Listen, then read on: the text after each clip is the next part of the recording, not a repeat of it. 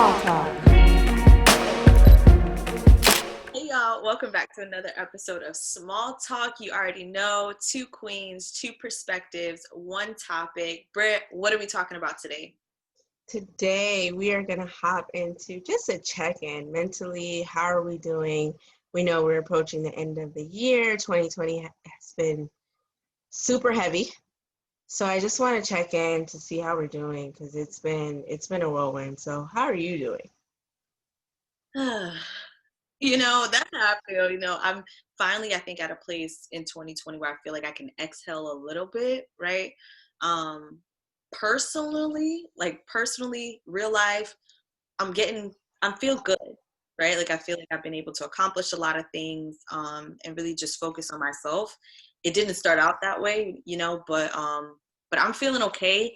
But with the holidays coming up, it's always a stressful time, and I feel like now more than ever, it's one of those moments of hold your family close, right? But also thinking about all the things that we might have to do differently. And so for me, thinking about the holidays and how, I'm not going to be going home for like certain holidays, but then for others, I'm trying to come home, and stay even longer, just trying to be with my family, stay with my family, hug them a little bit tighter this year. But that's where I'm at. It's been heavy, but I'm making it through. How are you doing, Britt? That same side. I'm all right. I'm all right. I'd be lying to you if I said that I was great because it still is mentally draining for me. Trying to balance the different roles in my life right now with work and being a mom and being a wife and family and friends and juggling all of those things. It's rough. It's rough. COVID has really put a damper in a lot of things, the things that we normally do to practice self-care, to, clear our minds and do all these things we can't do anymore. We can't really be social with the people that we want to be with. So I'm okay. I'm okay for the most part. I'm making it through. I take it day by day. I try and get out. I try and breathe a little bit. I try and take Kristen out, my little one out. It's just a struggle, man. I'm just, and the crazy thing is people keep saying like, oh, I'm through with 2020, 2021. And I'm just like, the months are rolling by so fast that before you know it, it'll be 2021. And where will we actually be? Like, Right. just because the year changes doesn't mean, the state that we're in changes. So what's really happening in the world today? So I'm just kind of like one day at a time, man. That's all we can really do. Yeah, even you saying that, I was just about to say like something my dad always says. He's always said it, one day at a time, one step at a time. And I feel like now more than ever, that's where I've been. Like, I know today I'm feeling good. I'm feeling okay. Tomorrow, Yeah. it might not be that way. And then I'll feel what I need to feel tomorrow, And it's really, for me, it's really just been being hopeful for the future, but being present in today, because that's been helping me just kind of when I need to take those extra moments of like self-love and self-care, having to find creative ways to do that, right? And just being more kind to myself during Yeah. time and really just taking it day by day, like you're saying. And this year, Britt, generally speaking, it's been pretty wild.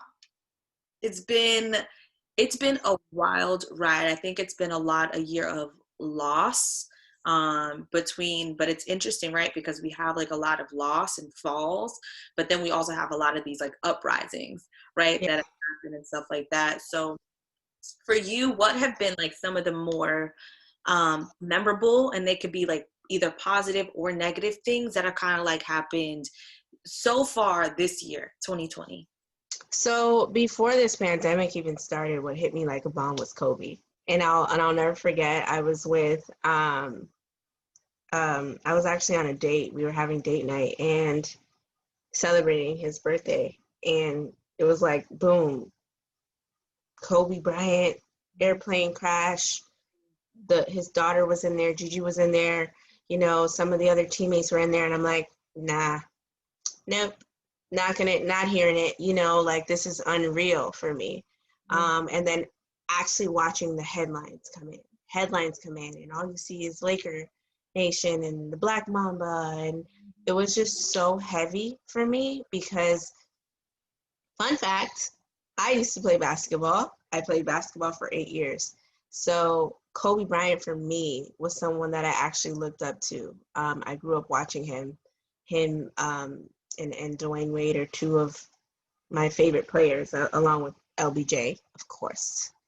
But it was so hurtful to see, and the world was just so, distraught that I'm just like, did this really happen? Where are we right now?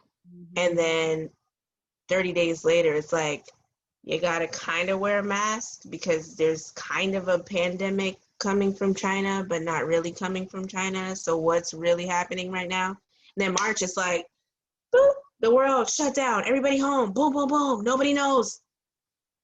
Like, it just hit us all like a bomb, and nobody was prepared for it. I'm super paranoid. My anxiety is terrible already, like on a normal whatever, so like when that happened, it was like, how do I get groceries? Where do I go? Like, can I see my parents? Can I see my friends? I was literally stuck in my tiny apartment at the time with just me and a 5-year-old, and I was just like, oh Lord, I need you to step in because I'm gonna go crazy. So that was one of like the huge, the first memory I have of 2020 when it actually hit. And it's also, it hit me differently because I was in a mind state preparing for my wedding, right? So it's like, yeah, that's out the window, so I had to put that on hold the first, literally a week before the shutdown. Yeah. My wedding. So I was in a different mind state, and it just kind of sucked. So those are the moments at the beginning that was highlighted for me. What are some takeaways that you had? Oh my goodness. Similar to you, like I remember, I feel like when Kobe like passed away, I feel like it's one of those things that whether you were super connected to basketball or not, you remember exactly where you were. Yeah. Like I remember being at work and my coworker being like, "Did you just hear?" And it was like we all just kind of froze, and it was like, what? No, like this is not real, this is not happening.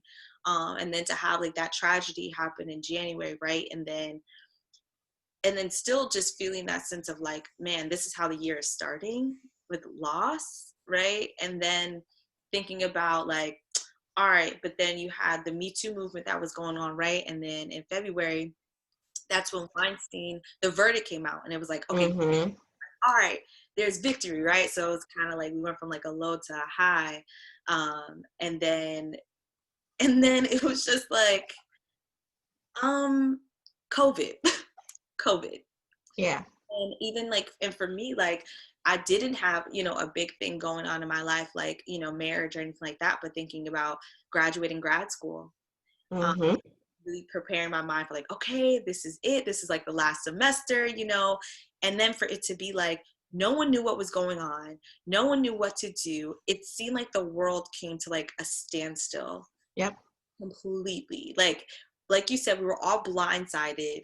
And it was like, okay, is it airborne? Is it not? Is it this? Is it not? And just this, it was just like this weird space of mass confusion, right? Was just going on.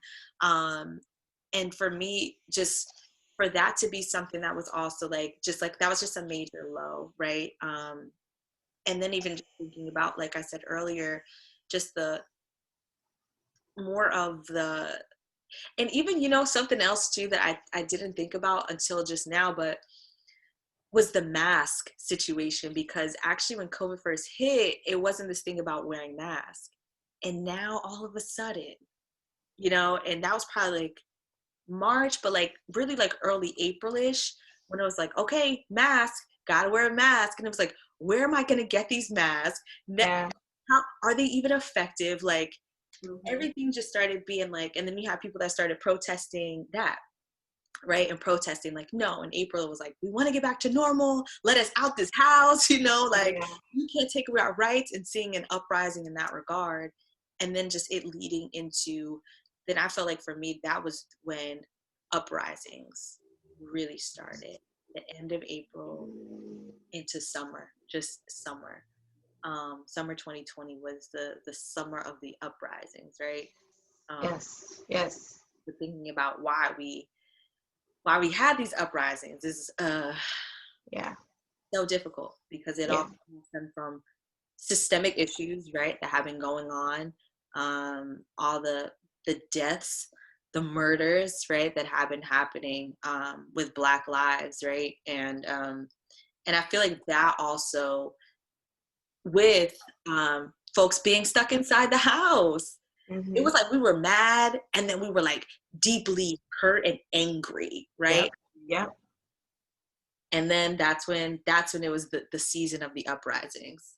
Mm-hmm. And that And honestly, I'm thankful for that, right? I mean, not so it's unfortunate that things had to happen this way. right. It's been going on for years. We know that already. Um, but I feel like the world had to come to a halt to really see. Yeah.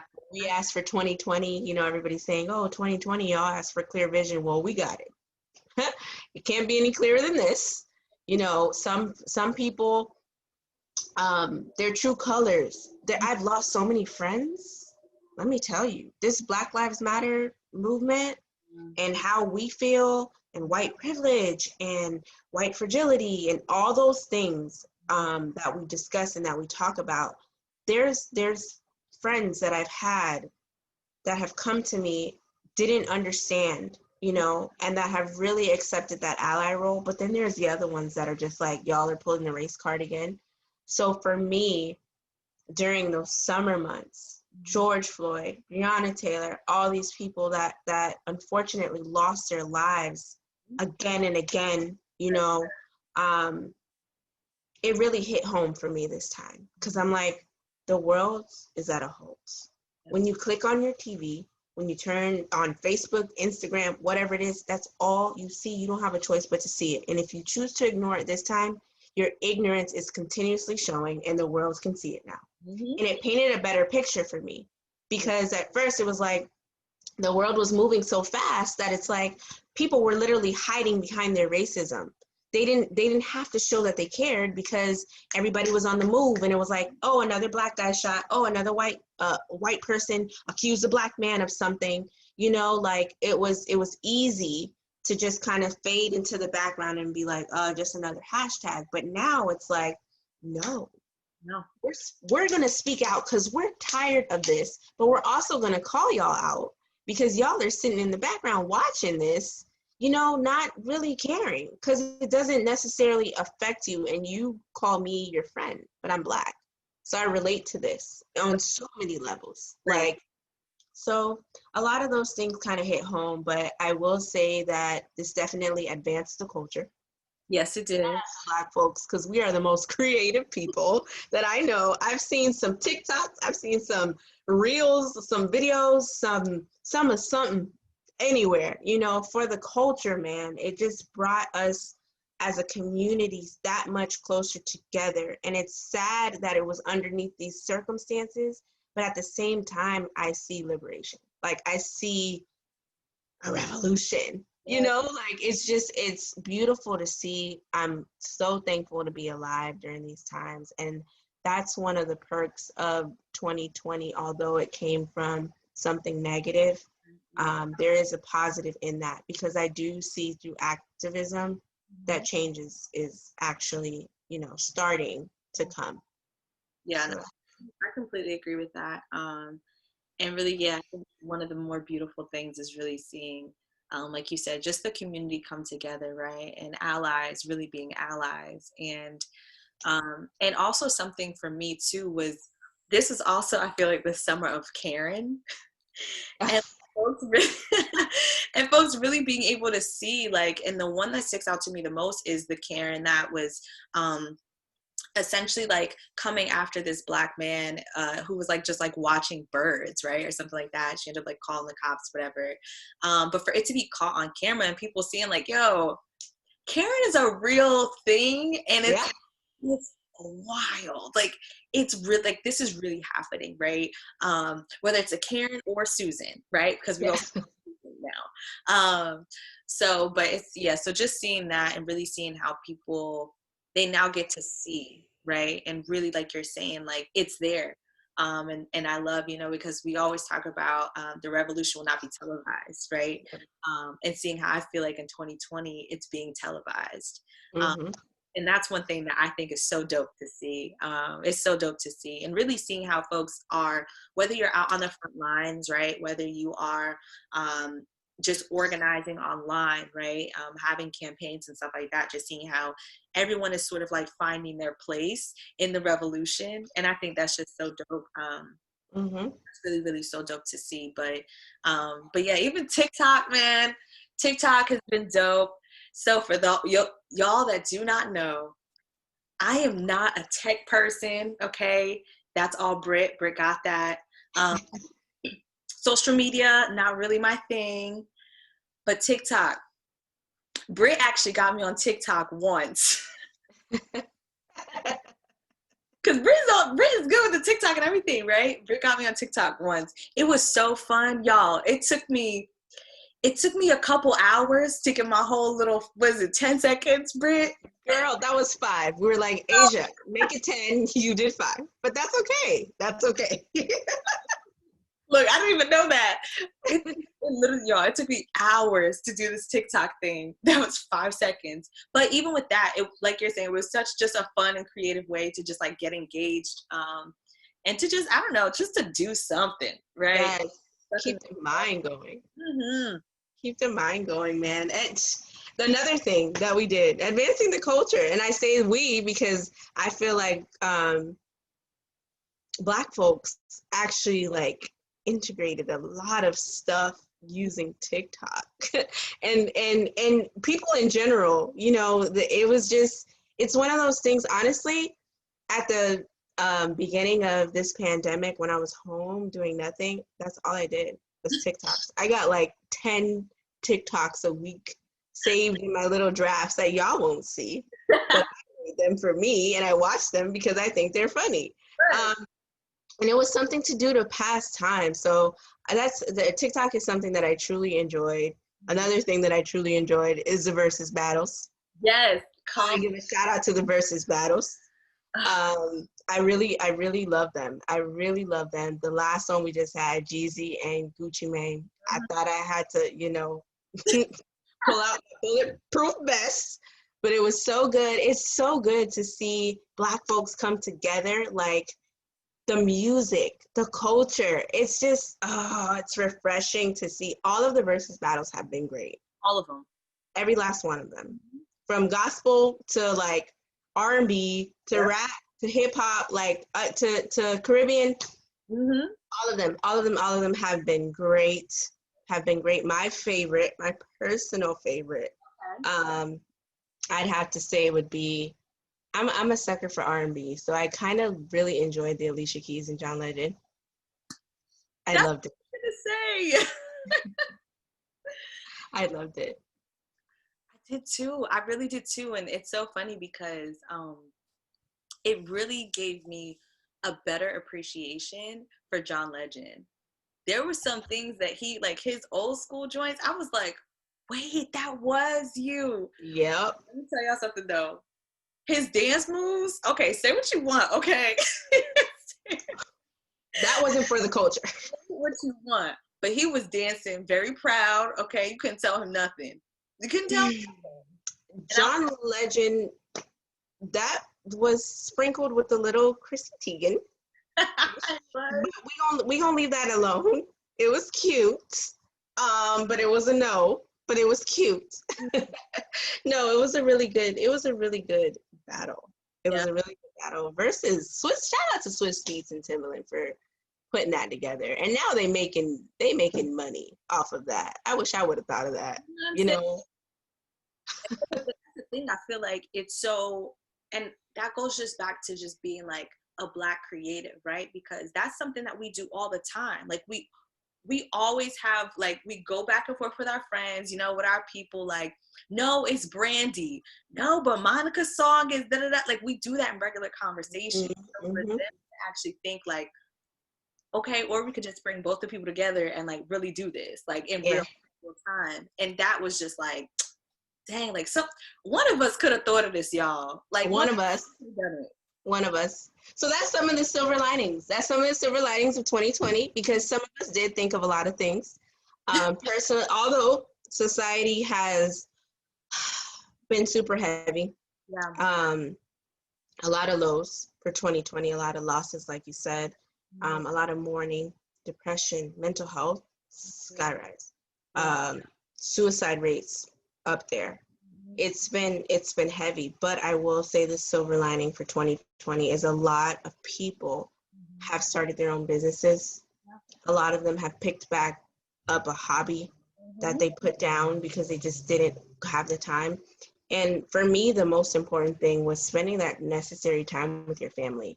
Sometimes we're so on the go that we don't even check in to see how you're doing. So now you have so much time. You know, if you don't check in, you're just making up excuses. Although your mental health comes first. So if you're mentally checked out, I get it, you know, but to spend time with your family was another silver lining that came out of all of this because we needed that. We needed that. We needed the world to slow down a little bit. And I'm thankful for that. And then also connecting to back to, for me, my religious roots. I Yeah. was able to connect back spiritually, be in a place where I felt like God can use me through my spiritual walk through Christianity for me. So it was a lot of good things that did come out of 2020, although they might have been small. We're blessed to just have air in our lungs because a lot of people passed away, you know, and it's unfortunate. I've lost a couple of family members that I haven't had an opportunity to grieve because 2020 has been like, you know, you close your eyes, you open them, and then it's like Christmas, you know, so you haven't had the opportunity to kind of sit down and really think about things. But there has been some accomplishments out of 2020. We won't throw the whole year away, you know, just a little piece of it because 2020 tried it. But I think ultimately we were able to find ourselves. And if you didn't find yourself, you really need to sit down and consider that because you had nothing but time to really focus on you and what you need for you, your happiness, what made you unhappy. Right. Get rid of some of this baggage and some of this weight that's been holding you down. You know, leave that in 2020. It's already been damaging enough. So just leave all of it right here. And we have something to look forward to in 2021. Although circumstance may not change that much, I feel like we can now have a better scope of what COVID really looks like and how it affects you.